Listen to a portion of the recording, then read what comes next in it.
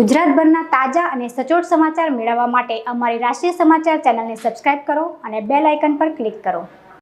સુરત શહેરમાં અલગ અલગ જગ્યા પર નવરાત્રિના મોટા આયોજનો કરવામાં આવ્યા છે। તેને નવરાત્રિના આયોજનો પહેલાં જ હિન્દુ સંગઠન દ્વારા સુરત પોલીસને રજૂઆત કરવામાં આવી હતી કે હિન્દુઓના સૌથી મોટા તહેવાર નવરાત્રિને ટાર્ગેટ કરીને કેટલાક ઈસમો યુવાનોને નશાની લતે ચડાવવાના પ્રયાસો કરી રહ્યા છે। ત્યારે હિન્દુ સંગઠનોની આ વાત ક્યાંક ને ક્યાંક સાચી સાબિત થઈ હોય તેવું લાગી રહ્યું છે। આ કહેવાનું કારણ એવું છે કે સુરત એસઓજી પોલીસે 352 ગ્રામ એમડી ડ્રગ્સના મુદ્દામાલ સાથે એક ઈસમને ઝડપી પાડ્યો છે। પોલીસને બાતમી મળી હતી કે સુરતના અડાજણ સ્ટાર બજારથી એલપી સવાણી રોડ તરફની સામે જાહેરમાં એક ઈસમ ડ્રગનું વેચાણ કરવા માટે ઊભો છે। બાતમીના આધારે તાત્કાલિક પોલીસે કાર્યવાહી કરીને આ ઈસમને ઝડપી પાડ્યો અને તેની પાસેથી 352 ગ્રામ એમડી ડ્રગ્સનો મુદ્દામાલ જપ્ત કરવામાં આવ્યો। આ ઈસમનું નામ મોહમ્મદ આસિફ અબ્દુલ રશીદ શેખ છે અને તે પદ્માવતી સોસાયટી લિંબાયતનો રહેવાસી હોવાનું સામે આવ્યું છે।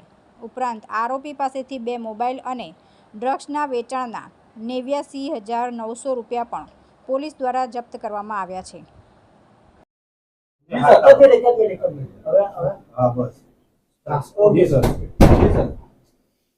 ગઈકાલે મોડી સાંજે એસઓજીની ટીમને એક બાતમી હતી કે એક આસિફ અબ્દુલ રશીદ શેખ કે જે લિંબાયતની અંદર પદ્માવતી નગરમાં રહે છે અને તે મુંબઈથી એમ કે ડ્રગ્સ લાવી અને અહીંયા છૂટક વેચાણ કરે છે। તો એસઓજીની ટીમ વોચમાંથી એ દરમિયાનમાં જે આસિફ શેખ છે એ અડાજણ સ્ટાર બજારથી એલપી સવાણી તરફ જતો જે રોડ છે ત્યાં ક્રોમા સેન્ટરની સામે એ 352 ગ્રામ ટોટલ 35,21,000 એમડી સાથે પકડાઈ ગયેલ છે અને તેની પાસે 89,900 રૂપિયા રોકડ પણ કે જે ડ્રગ્સના છૂટક વેચાણથી એને મળેલા છે। આ તમામ મુદ્દામાલ સાથે ટોટલ 36,31,000ના મુદ્દામાલ સાથે ઝડપી લીધેલો છે। સાહેબ, આ જે ડ્રગ્સ આપતો હતો એ નવરાત્રીમાં જતા હોય આયોજનો આસપાસ વેચતો હતો કે પછી પર્ટિક્યુલર પેલેથી જ આવે છે? આ જે ડ્રગ્સ છે એ મુંબઈની અંદર જે સાયણ વિસ્તાર છે ત્યાંથી પૈસા કમાવાના ઈરાદે યોગેશ ઇંગલે કરીને જે વ્યક્તિ છે એની પાસેથી એ લઈ આવેલો અને છૂટક વેચાણ કરતો હતો। ગઈકાલે રાત્રે જ આ કેસ થયેલો છે, એની ડિટેલ પૂછપરછ બાકી છે અને એને રિમાન્ડ પણ મેળવવાના બાકી છે। એટલે બીજા જે કોઈ મુદ્દાઓ છે એ આપણા ધ્યાનમાં આવશે એટલે તરત જ આપ લોકોને જાણ કરવામાં આવશે। એની પ્રોફાઇલ શું છે, શું કરે છે? આ જે આરોપી જે છે આસિફ અબ્દુલ રશીદ શેખ જે છે એ લિંબાયતમાં રહે છે અને અમને જે જાણકારી મળી છે તો અમે ઘણા સમય તેના વોચમાં જ હતા અને કે આ છૂટક એમડીનું વેચાણ કરે છે।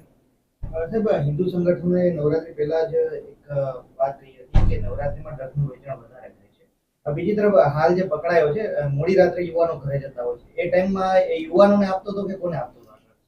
એ આપે જે કીધું એ તપાસ પણ અમારા ધ્યાનમાં જ છે ને અમે એના રિમાન્ડ દરમિયાનમાં આ મુદ્દાઓને આવરી લઈશું કે શા માટે ત્યાં એલપી સવાણી રોડ ઉપર આવેલો અને કોને આપવા માટે આવેલો, છૂટક વેચાણ કરવામાં આવેલો કે પછી ગરબા ગાનાર લોકોને આપવામાં આવેલો કે મોડી રાત્રે વેચાણ કરવામાં, એ તમામ મુદ્દાઓ છે અમારા જે લિસ્ટ શોર્ટ લિસ્ટ કરેલા છે અને એ મુદ્દા ઉપર તપાસ કરી અને જો આવી કોઈ પણ હકીકત જણાશે તો આપને જાણ કરીશું। તુલસી શર્મા સાથે રાષ્ટ્રીય સમાચાર સુરત।